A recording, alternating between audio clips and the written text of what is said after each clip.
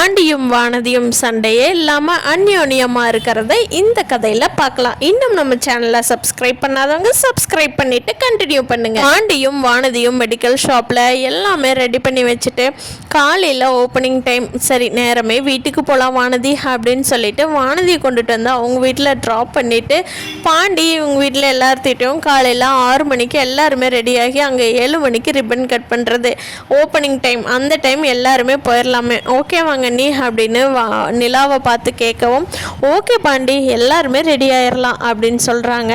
அப்போ நடேசன்கிட்டையும் பாண்டி சொல்கிறாரு, சரிடா எல்லாருமே சந்தோஷமாக போய் கடையை ஓப்பன் பண்ணி வைப்போம் அப்படின்னு சொல்லிட்டு எல்லாரும் படுக்க போகிறாங்க. வெளியிலலாம் நல்லா பேசிகிட்டு இருந்த நிலா ரூம்குள்ளே வந்து சோழன் வந்து டூர் போகிறத, அதாவது ஹனிமூன் ட்ரிப்பு போகிறத பற்றி கேட்கும்போது நிலா கடுப்பாகி விழுகிறாங்க. அப்போது சோழனுக்கே பயமாயிருச்சு, ஐயோ என்னாச்சு இவளுக்கு அப்படின்னு சொல்லி வெளியில் வந்து என்னடா இப்படியெல்லாம் நடந்துக்கிறான், இவ்வளோ நாள் இப்படி இல்லையேடா நிலா அப்படின்னு சொல்லி கேட்கும். அது சிலப்பா அப்படி தாண்டா இருக்கும், மூட் சிங்ஸ் ஆகும் அப்படின்னு சொல்லவும் சோழன் வந்து அந்த நைட்டு நிலாவை ரொம்ப அக்கறையாக பார்த்துக்கிறாங்க. நிலா நல்லா நிம்மதியாக தூங்கி எழுந்திரிச்சு காலையில் எல்லாருமே மெடிக்கல் ஷாப்புக்கு ரெடி ஆகிறாங்க. சோழன் வீட்டில் எல்லாருமே ரெடியாகி கடைக்கு போயிட்டாங்க. அங்கே வானதி வீட்லேயும் வானதி அவங்க அம்மா அப்பா அண்ணா எல்லாருமே ரெடியாகி சூப்பராக ஜம்முன்னு கிளம்பி எல்லாருமே மெடிக்கல் ஷாப் வந்துடுறாங்க. அப்போது பாண்டியும் வானதியும் வந்தவங்களுக்கெல்லாம் டீ ஸ்நாக்ஸ் எல்லாம் கொடுத்துட்டு கடையை ஓப்பன் பண்ணலாம் அப்படின்னு சொல்லும்போது, சரி ரிப்பன் கட் பண்ணுங்க அப்படின்னு சோழன் வந்து நிலாவை பார்த்து சொல்கிறாங்க. அதுக்கு நிலா இருந்துட்டு, பாண்டி நீ கட் பண்ணுறியா அப்படிங்கிறாங்க. இல்லை வானதி, இந்த கடை வந்து உன்னோடது தான், அதனால் நீ தான் கட் பண்ணணும் அப்படிங்கிறாங்க. இல்லை பாண்டி, கடை நம்மளோடது தான், ஆனால் வந்தவங்க மனசார வாழ்த்துனா தான் நம்ம கடை நல்லாயிருக்கும், அதனால் எங்கள் வீட்டில் எங்கள் அம்மாவும் உங்கள் வீட்டில் நிலாக்காவும் நம்ம கடையை ஓப்பன் பண்ணி வைக்கட்டும் அப்படிங்கிறாங்க. சோழனுக்கு பாடுறா வானதியா, அது நிலா கூட சண்டைக்கு நிற்கிற வானதி இன்றைக்கி என்ன மனசு இப்படி மாறிடுச்சு அப்படின்னு நினைக்கிறாங்க. வானதியோட அம்மா அப்பாவுக்கெல்லாம் முகத்தில் ஒரே பயங்கரமான சிரிப்பு தான். நம்ம பொண்ணு மெச்சூர் ஆயிட்டாயா, பாத்தியா கடை வாங்கின உடனே நல்லா பொறுப்பாக பேசுகிறா, பரவாயில்லையா நம்ம பொண்ணும் பொழைச்சிக்கும் அதான் போல், எனக்கு கூட பயமாக இருந்தது அப்படிங்கிறாங்க.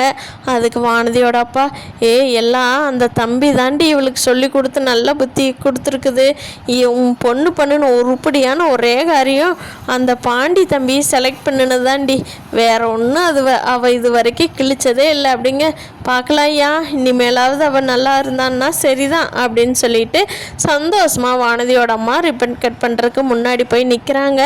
அப்போது நிலா இருந்துக்கிட்டு, வானதி இல்லை வானதி, கடை வந்து உங்களோட கடை, நீங்கள் பாண்டி எல்லாருமே சேர்ந்து ஓப்பன் பண்ணுங்க, அம்மா ஓப்பன் பண்ணட்டும் அப்படின்னு சொல்லவும், இல்லைங்கக்கா அம்மாவும் நீங்களும் தான் பண்ணணும், நீங்கள் 2 பேரும் உண்மையிலேயே நான் நல்லா இருக்கணும்னு நினைக்கிறவங்க, நீங்கள் ஓப்பன் பண்ணி வச்சு கொடுங்க, நான் சந்தோஷமாக கடையை ஸ்டார்ட் பண்ணுறேன் அப்படிங்கவும் பாண்டிக்கு அப்படியே உள்ளுக்குள்ளே பயங்கர சந்தோஷம். நம்ம வானதியாது இப்படி பேசுகிறாளே, இன்றைக்கி பயங்கரமாக ஸ்கோர் பண்ணுறாளே அப்படின்னு சொல்லி மனசுக்குள்ளே சந்தோஷப்பட்டுக்கிட்டு, அண்ணி நீங்களே பண்ணுங்க நீ அப்படின்னு பாண்டி சொல்லவும் பல்லவன், அண்ணி இந்த சான்ஸ் எல்லாம் சூப்பர் சான்ஸு, கடை ஓப்பன் பண்ணுங்க ஹே அப்படின்னு சொல்லி பல்லவன் வந்து அந்த ஓப்பன் பண்ணுறதையே நல்லா வைப் பண்ணி விடுறான். சரின்னு சொல்லி நிலாவும் வானதியோட அம்மாவும் ரிப்பன் கட் பண்ணி கடையை ஓப்பன் பண்ணி உள்ளே போகிறாங்க. எல்லாத்துக்குமே அவ்வளோ சந்தோஷம். எல்லாருமே வானதிக்கிட்ட ஆள் மாற்றி ரொம்ப சந்தோஷம், கங்க்ராச்சுலேஷன் வாழ்த்துக்கள், இனிமேல் நீயும் பெரிய தொழிலதிபர் தான் அப்படின்னு ஓட்டிக்கிட்டே எல்லாருமே வாழ்த்துறாங்க. வானதி செம்ம ஹாப்பியாக இருக்காங்க. எல்லாருமே கட் பண்ணி முடிச்சுட்டு எல்லாம் இதெல்லாம் சாப்பிட்டு எல்லாருமே அவரவர் வேலைக்கு கிளம்பிடுறாங்க. பாண்டி மட்டும் கண்ணன்கிட்ட கண்ணா நான் மத்தியானமாக வர்றேன், நீ அது வரைக்கும் கடையை பார்த்துக்கோ அப்படின்ட்டுறாங்க. வானதியும் பாண்டி மட்டும்தான் இப்போ கடையில் இருக்காங்க. எல்லாருமே அவரவர் வேலையை பார்க்க கிளம்பிட்டாங்க. அப்போது பாண்டி வந்து வானதி கிட்ட சொல்கிறாங்க, வானதி இன்னைக்கு நீ சூப்பரான காரியம் பண்ணின, ஏன் நான் உங்கள் அம்மாவையும் என் அண்ணியும் வச்சு ரிப்பன் கட் பண்ணுனேன், ஆச்சரியமாக இருக்குது, எதை எடுத்தாலும் நான் தான் பண்ணணும், நான் தான் முன்னாடி நிற்கணும்னு சொல்லுவியே வானதி, இன்றைக்கி என்ன அப்படின்னு கேட்கவும், இல்லைடா நான் அப்படி சொல்லவும் நீ அவ்வளோ சந்தோஷப்பட்ட தெரியுமா, அந்த சந்தோஷத்தை இன்னும் கொஞ்சம் நீடிக்கலான்னு சொல்லியே நான் அதை சொன்னேன்டா, வந்த உடனே கவனித்தேன், நிலாக்காவை நான் கூப்பிட்ட உடனே நீ ரொம்ப சந்தோஷப்பட்ட, அப்புறமா அவங்க ரிசப்ஷனுக்கு போனதுக்கு அப்புறம் தாண்டா தெரிஞ்சது அவங்கெல்லாம் எவ்வளோ வசதியானவங்க, நம்ம கூட எவ்வளோ சாதாரணமாக நார்மலாக பழகுறாங்க.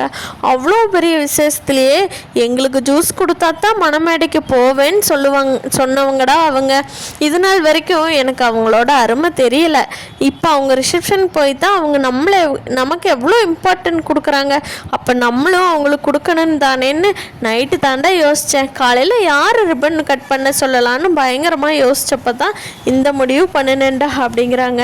பாண்டி அப்படியே வானதியை இழுத்து பிடிச்சி முத்தம் கொடுக்குறாங்க. வானதி, எனக்கு ரொம்ப சந்தோஷமாக இருக்குது இன்றைக்கி அப்படிங்கிறாங்க. தெரியும்டா நீ சந்தோஷப்படுவேன்னு, நீ சந்தோஷப்படுவேங்கிறதும் மெயின் ரீசன் தான் அப்படின்னு சொல்கிறாங்க. பாண்டியும் வானதியும் பயங்கர சந்தோஷமாக பயங்கர என்ஜாய் பண்ணிகிட்ருக்காங்க. அப்போது பாண்டி சொல்கிறாரு, வானதி இதே சந்தோஷத்தோடையே இந்த தொழிலை நல்லபடியாக நீ நடத்தணும் வானதி. நம்ம வாழ்க்கையில் அடுத்தடுத்த கட்டத்துக்கு போகணும் வானதி. நம்ம 2 பேருமே சீக்கிரமாக சேரனன்னா கல்யாணம் பண்ணி வச்சுட்டு நம்ம 2 பேர் சந்தோஷமாக நம்மளோட வாழ்க்கையில் அடி எடுத்து வைக்கணும் வானதி அப்படின்னு சொல்லவும், கண்டிப்பாடா எனக்கு என்னமோ எல்லாமே நல்லதாக நடக்கணும் தாண்டா தோணுது. எனக்கு அப்படியே பயங்கர ஹாப்பியாக இருக்கேன்டா, ரெக்கை கட்டி வானத்தில் பறக்கிற மாதிரியே இருக்குதுடா அப்படின்னு சொல்லி 2 பேரும் பயங்கர சந்தோஷப்பட்டு, அப்போது ஒரு சாமியார் கோபமாக வெளியிலேருந்து உள்ளே வர்றாங்க.